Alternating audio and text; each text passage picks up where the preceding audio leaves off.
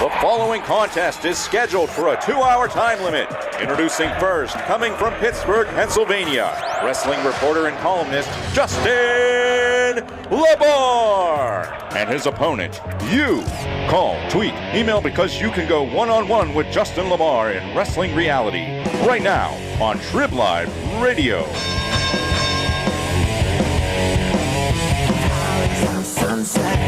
Well, they're finally here. After a month of build-up, the Wyatt family makes their debut.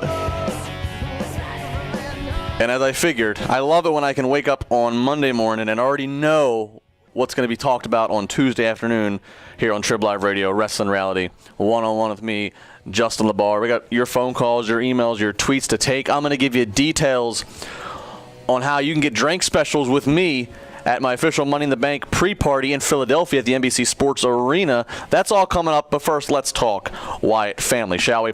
They had a lot of talk that they were coming into. They had a month of promotion with the video vignettes, media coverage all over the place. You know, people like me talking about it, WWE blasting everywhere, USA Network's running commercials of it. Prominently placed in WWE programming, Raw last week ended with a Wyatt family video. All things considered, WWE made a lot of good choices with how they handled the Wyatt debut last night. They let it span a bulk of the show, but they didn't do it in an oversaturating process. They broke up these, vignettes of a WWE.com reporter, which was good. It kept people hyped and interested in the build. It also gives you a little bit more background on these characters in some regard. This is where they live. This is kind of the weird lifestyle they live in. It was done better and more in depth than the quick hit video promos that we've had. It was simple to follow. The debut was. It was nothing too crazy, but yet it wasn't too tamed where you felt that they had been oversold. It was a solid debut. I was worried about all the hype going into this. I was worried fans would be complaining that it was bad, it wasn't good enough. Well, fans didn't complain about that it was a bad debut.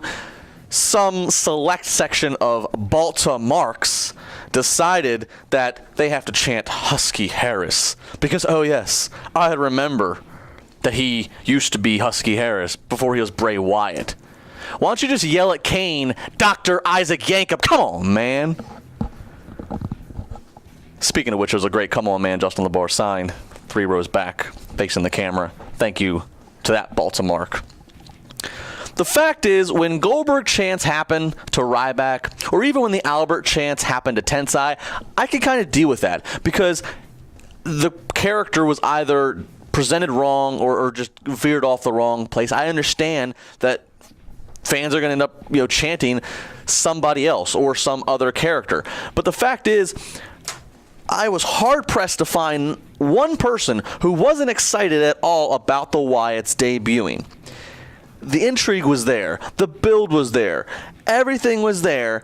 And to cap off the segment, these idiots are being counterproductive. These are the same people that want to be the ones to complain that WWE doesn't give us anything good. They don't do this. But yet, why can't you be so cool? Why can't you be so smart? Why can't you play along? Huh? Why can't you play along? Why can't you just boo or cheer? What makes you so damn special that you're in a crowd and you have to chant Husky Harris? And yes, I am bothered by this. I'm a little bit bothered by it because it is a very aggravating thing, because it's very aggravating. If it would have fell flat, wouldn't have cared as much. That would be the least of the problems. But it just highlights the idiocy and the annoyance of some wrestling fans. And I can't. But you know what? I'm not going to talk about it any bit more. Because if I talk about it more, it just might give reason for other people in other cities to continue to do it. So I'm going to leave it at that. I know you paid a ticket and you have the right to say whatever you want to say. But boy, do you really want to pay to show an entire arena and a world full of how much of an idiot you can be? Ugh.